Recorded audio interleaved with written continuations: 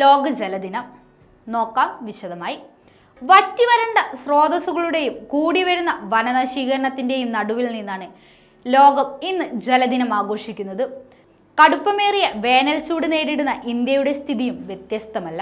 രാജ്യത്ത് വേനൽ ചൂട് കൂടുന്നതിനനുസരിച്ച് കുടിവെള്ളക്ഷാമവും കൂടി വരികയാണ്. കുടിക്കാൻ മാത്രമല്ല, മറ്റ് അടിസ്ഥാന കാര്യങ്ങൾക്ക് പോലും വെള്ളം കിട്ടാക്കനിയായിക്കൊണ്ടിരിക്കുകയാണ്. ഇന്ത്യയിൽ ബംഗളൂരിലാണ് നിലവിൽ ഏറ്റവും കൂടുതൽ ജലദൗർലഭ്യം അനുഭവിക്കുന്നത്. 30 വർഷത്തിനിടെ ഏറ്റവും കടുത്ത വരൾച്ചയാണ് കർണാടക അനുഭവിക്കുന്നത്. ജലദൗർലഭ്യം മാത്രമല്ല, ജലസ്രോതസ്സുകൾ ഇല്ലാതാകുന്നതടക്കമുള്ള പ്രതിസന്ധികളിലൂടെയാണ് ബംഗളൂരു കടന്നു പോകുന്നത്.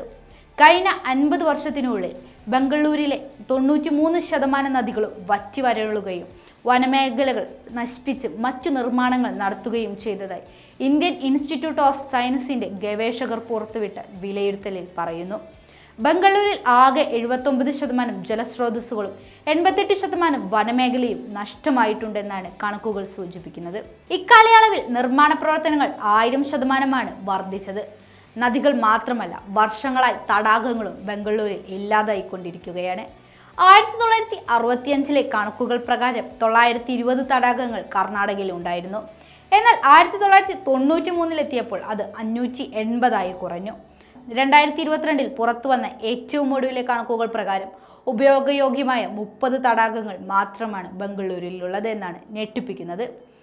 യാതൊരു തടസ്സവുമില്ലാതെ തടാകങ്ങൾ കയ്യേറാൻ അനുവദിച്ച സർക്കാരും പൊതുജനങ്ങളുടെ മോശം ഇടപെടലുമാണ് ഇതിന് പ്രതിപട്ടികയിൽ. ഭൂഗർഭജല വിധാനം ഇല്ലാതാകുന്നത് മൂലം തടാകങ്ങൾ വറ്റിവരളുന്നതും ഇതിനൊരു കാരണമാകുന്നു. 1976 Karnataka preservation of tree act പ്രകാരം നിരവധി ചട്ടങ്ങളും നിയമങ്ങളും കർണാടകയിൽ നിലവിലുണ്ട്. എന്നാൽ നിയമങ്ങൾ പാലിക്കാതെ നിയമവിരുദ്ധ നിർമ്മാണ പ്രവർത്തനങ്ങളും ഭൂമിയുടെ ദുരുപയോഗവും വലിയ പാരിസ്ഥിതിക പ്രത്യാഘാതങ്ങളാണ് ബംഗളൂരിൽ ഉണ്ടാക്കുന്നത്. ജലക്ഷാമം രൂക്ഷമായപ്പോൾ പ്ലാസ്റ്റിക്കിന്റെ ഉപയോഗം കൂടിയത് മറ്റ് പരിസ്ഥിതി പ്രശ്നങ്ങളിലേക്കും നഗരത്തെ വഴി നടത്തുന്നു. ഭൂഗർഭജല വിധാനം 500 to 1500 അടി വരെ താഴ്ന്നതോടെ കുഴൽക്കിണറുകൾ ഉപയോഗശൂന്യമായതാണ് ഇപ്പോൾ നേരിടുന്ന പ്രധാന പ്രതിസന്ധി.